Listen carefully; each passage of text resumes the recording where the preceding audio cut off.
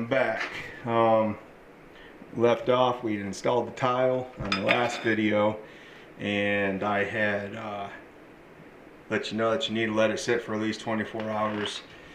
And it's actually been a few days since I've been able to get back over here. As you can see, all the snow is melted, and it's in the mid-60s today. Beautiful day in the Rockies.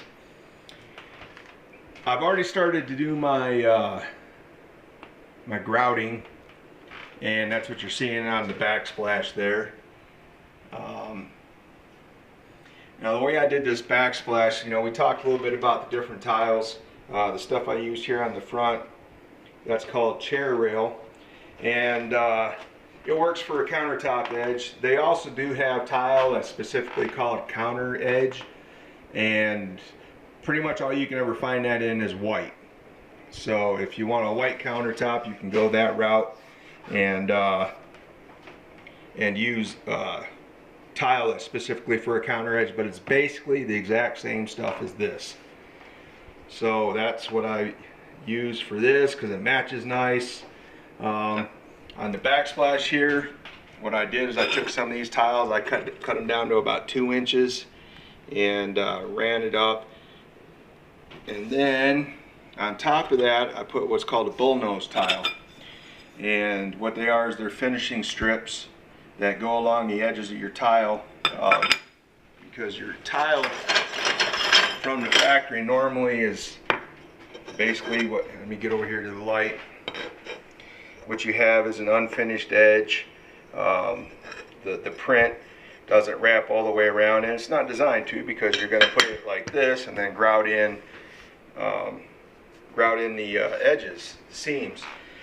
Well, when you're finishing them out along a wall, you want to cover those edges up, and there's a couple different ways you can do it.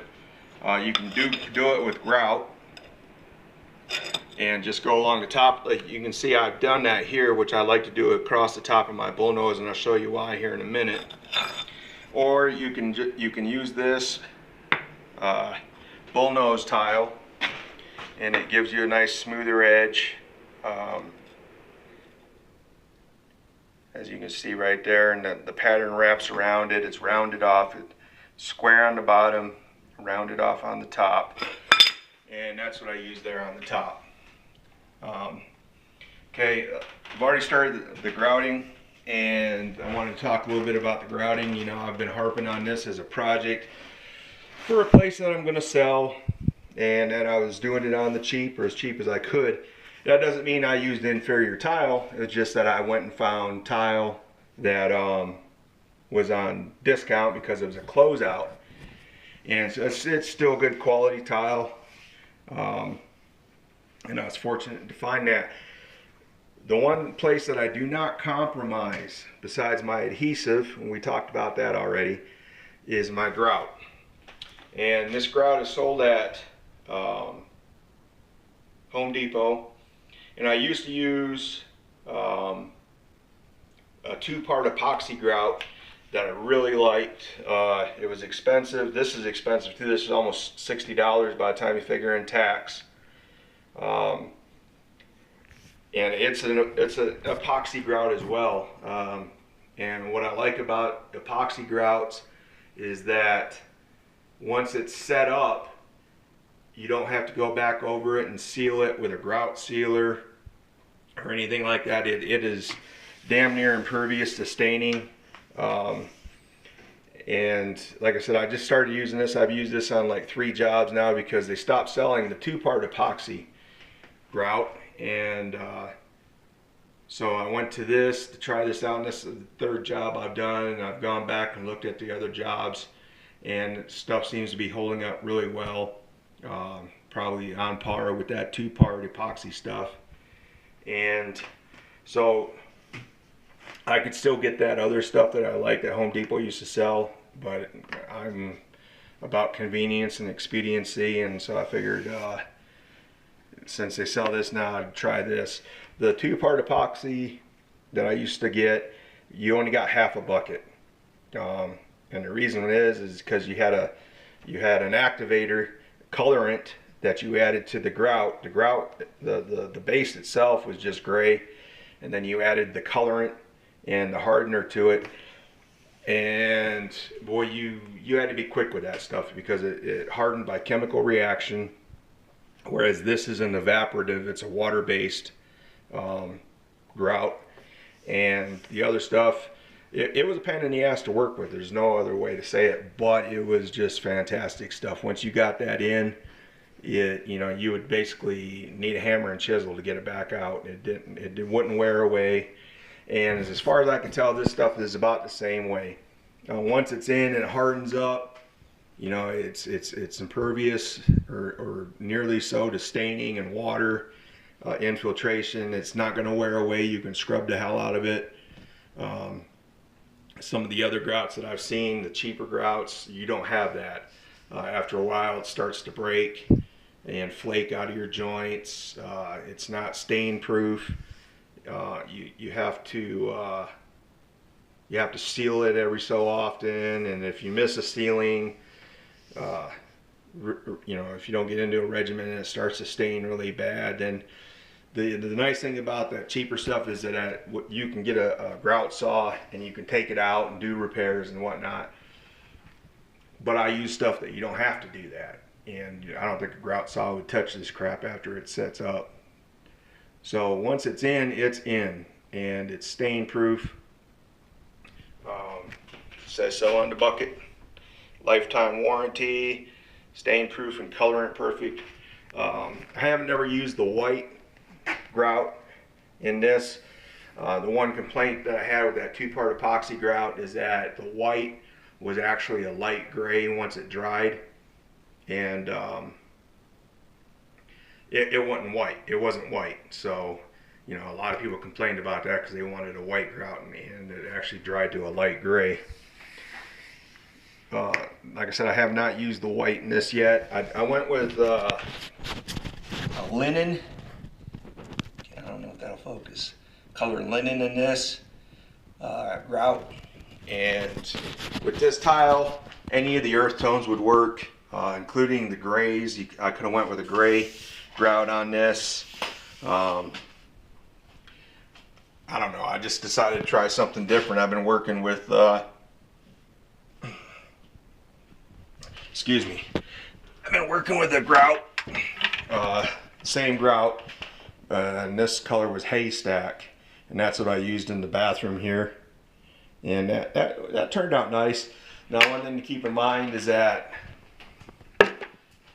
this is the color it is right now. It's like a light tan. It will darken up a little bit when it dries, so keep that in mind as well. And nothing is ever as advertised anymore, it seems. So this color here, that's the color that the grout is, and it'll be close to that. I mean, it won't match it perfectly. You're just getting in the ballpark, and you got to understand that on any of the grouts, except for white, and then sometimes it's hit or miss depending on the manufacturer, like I explained. It is a sanded grout. I like the sanded grouts because they seem to be more durable. And what I mean by that, I think I went over this before, is that you can feel that there's actually grains of sand in that. And to me, it fills better. Fill, as in F-I-L-L. And it's easier to clean up. I've worked with unsanded pre-mixed grouts in the past, and I cleaned them up, and they got porous, they got holes in it, they almost look like a sponge, and I had to go back over it and refill it. And I don't like to do that with grout because I just, it's a pain in the ass to do to begin with, and I just want to be done with it. One shot, bam, done. What I'm using the app of, yeah, sorry about that, I had a knock at the door. Like I was saying, what I'm applying this grout with is called a float. This is a pretty hard rubber float. It doesn't have very much give to it. I like those kind of floats. And it's a water cleanup. And once you spread it on, and I can't really demonstrate it because I've only got one hand because I'm holding the phone in the other. I might, when I get down here to the flat surface, I might be able to do that. But you spread it on and you really force it into these joints. You don't want any gaps in these joints. You want to really force it in there. And for the cleanup, what I use is this bucket of water here. And one thing I should cover is that it has instructions on the buckets on how to do this, and you can actually go to the manufacturer and they've got videos on how to do it. But this bucket of water, it has, I got about 4 gallons of water in there, and I put about 4 or 5 drops of dish soap in it when I was filling it with water. Now it's 4 or 5 drops. You're not washing dishes. You just want a little bit of detergent in there, because in effect what detergent does, if this is going to make any sense, is that it makes water wetter. It breaks down the surface tension of the water, and it helps when you're cleaning this grout off. So the sponge I use is not in there. Here it is. This is the sponge I use, and you can pick these up at Home Depot. One side is just your normal cellulose sponge, and the other side is a microfiber cloth. And I highly recommend this type of a sponge, because this cellulose is good for the rough cleanup, but it has a tendency just to smear a film of that grout around. So what I do is I do my rough cleanup with this side, just going along and wiping it down.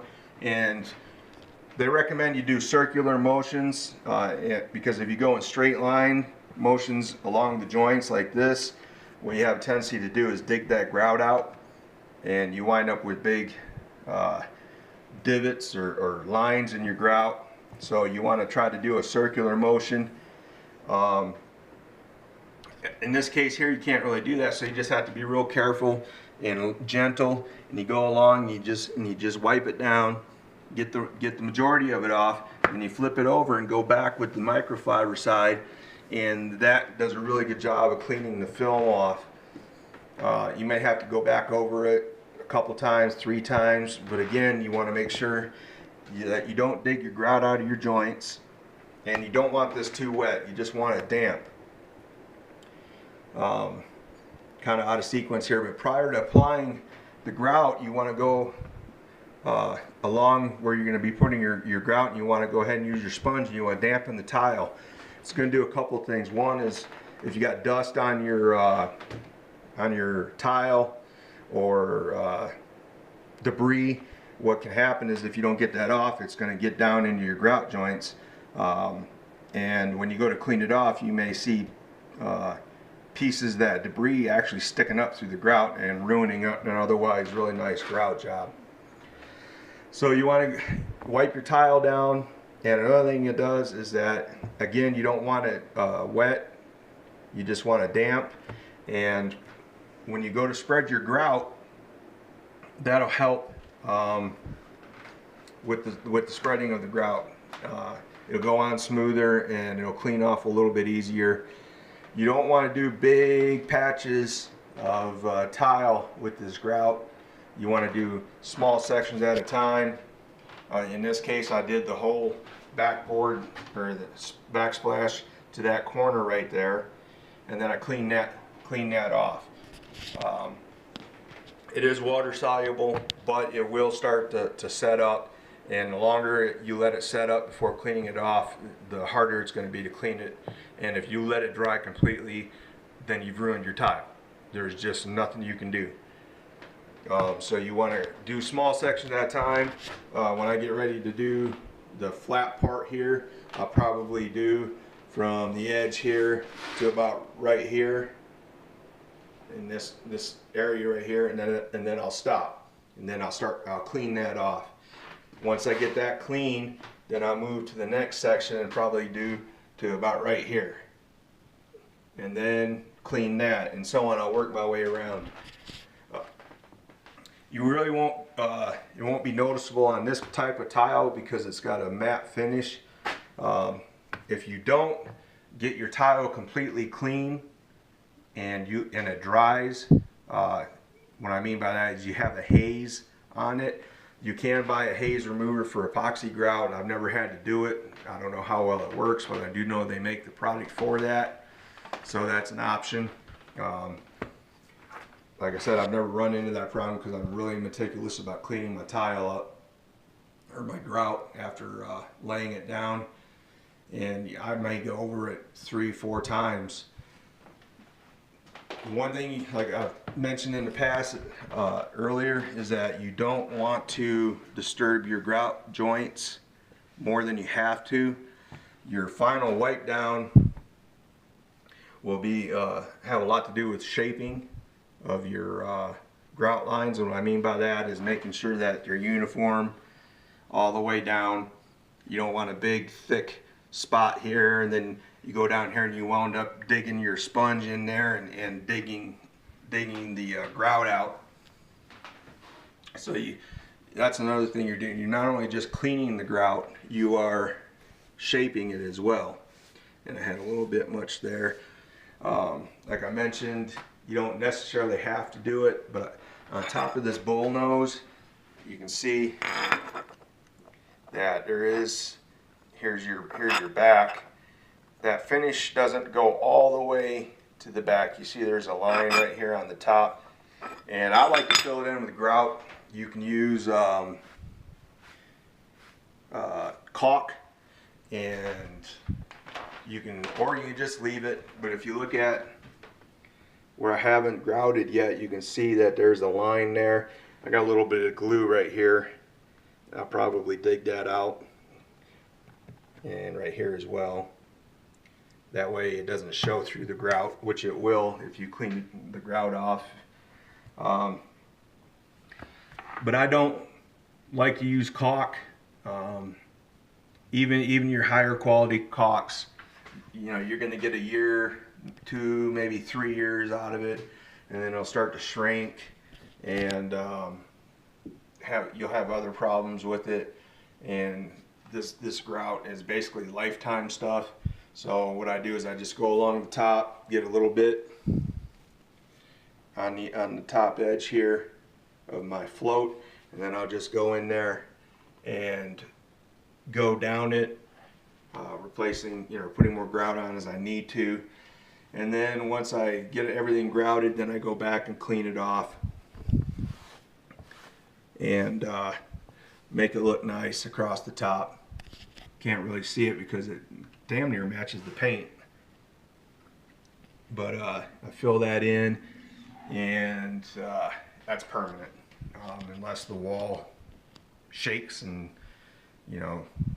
separates from the tile, you won't never have any problems with that grout wearing away, or those that seam along the top opening up. And like I said, I prefer not to use caulk. Even around my bathtub and bathroom installation, if I got a place where I'm going to need to use caulk, I just fill it with grout.